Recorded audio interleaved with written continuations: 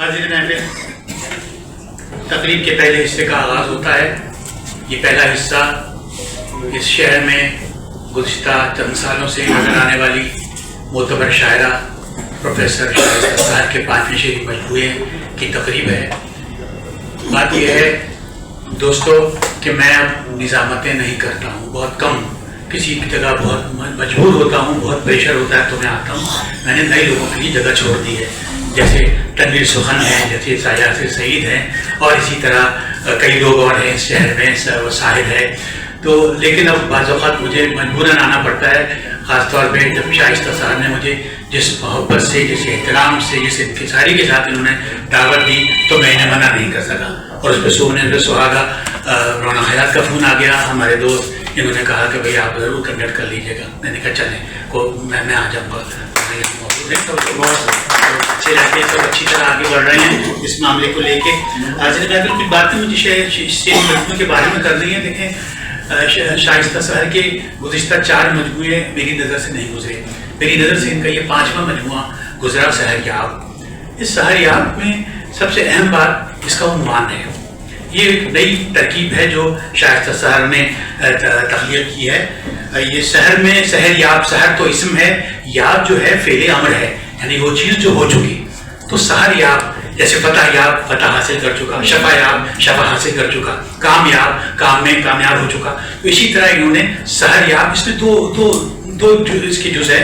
ایک تو حصہ یہ ہے کہ انہوں نے اپنے نام کو یوز کیا ہے اور اس کو انہوں نے اہمیت دی ہے اور نام کے کتاب کے عنوان میں شامل کیا ہے۔ اور دوسری بات یہ ہے کہ سحر جو ہے وہ ظاہر استعارہ ہے، صبح کا روشنی کا استعارہ ہے۔ تو سحر یاب تو یہ پازیٹیو عنوان ہے جس میں انہوں نے سحر یاب کے طور پہ یہ کہنے کی کوشش کی ہے کہ انہوں نے سحر حاصل کر لی۔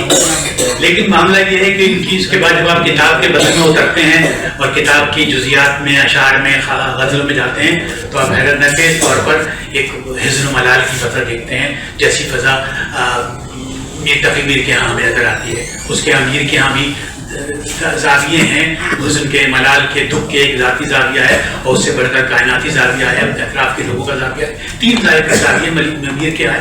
اسی طرح انہوں نے اس کی اتباع میں یہ سب بیان کیا ہے جو انہوں نے دنیا زندگی میں محسوس کیا۔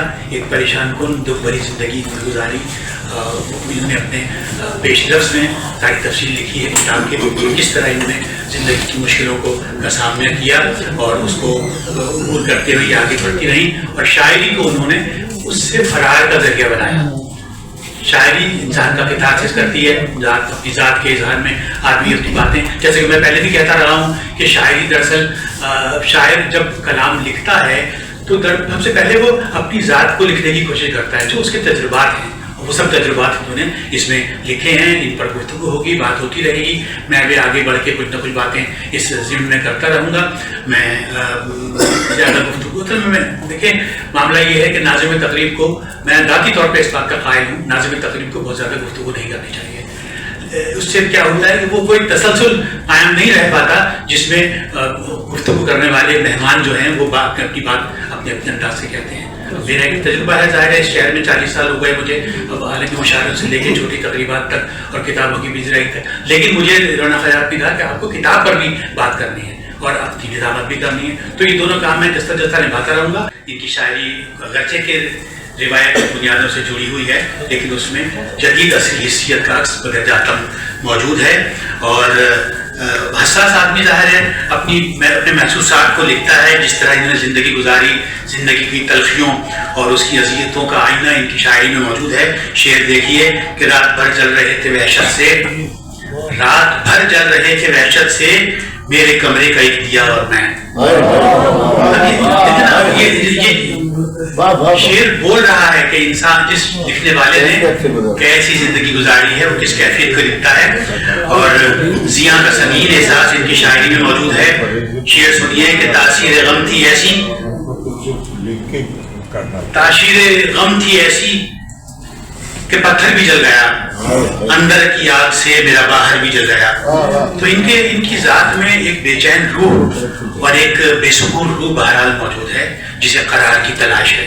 انہوں نے شعر میں بھی لکھا ہے اور کہ روح میں جیسے کوئی گھاؤ سا ہے، دل پہ ہر لمحہ ایک دباؤ سا ہے۔ اب دیکھیں یہ انسان یہ خود اپنی ذات کا دکھ بیان کر رہی ہیں شاعری میں.